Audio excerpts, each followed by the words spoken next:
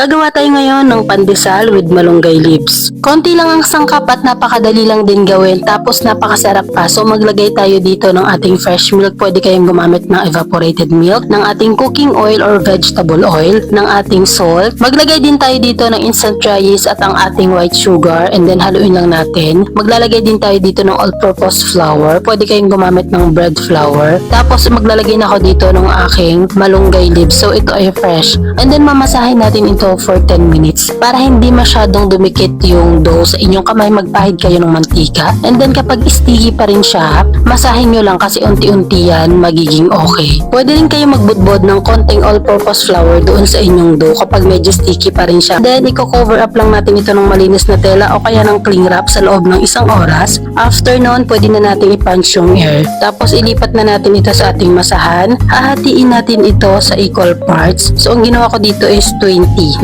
pieces yung magagawa. And then bibilugin lang natin ito. Kapag nabilog na natin ito lahat, ang gagawin naman natin is ididip natin ito sa ating fine breadcrumbs. Ireras natin ito again for 40 minutes. Tatakpan ulit natin ng malinis na tela. So ang gagawin natin dito is yung isa iluluto natin sa ating improvised oven na kawali for 35 minutes sa pinakamahinang apoy. Lalagyan lang natin ng patungan yung kawali. So ipapakita ko na rin sa inyo yung result. So ito yung result niya. Tingnan natin mabuti. So yung ilalim niya ganito. Tapos yung ibabaw niya hindi masyadong brown. So ganyan siya kapag niluto niyo siya sa kawali. Kapag naman sa ating electric oven, preheated oven at 180 degrees Celsius for 20 to 25 minutes. And then ito na yung kanyang result. Napakasarap nito. Perfect na perfect lalo ngayon na nag-uulan na, kaya naman itry nyo na to.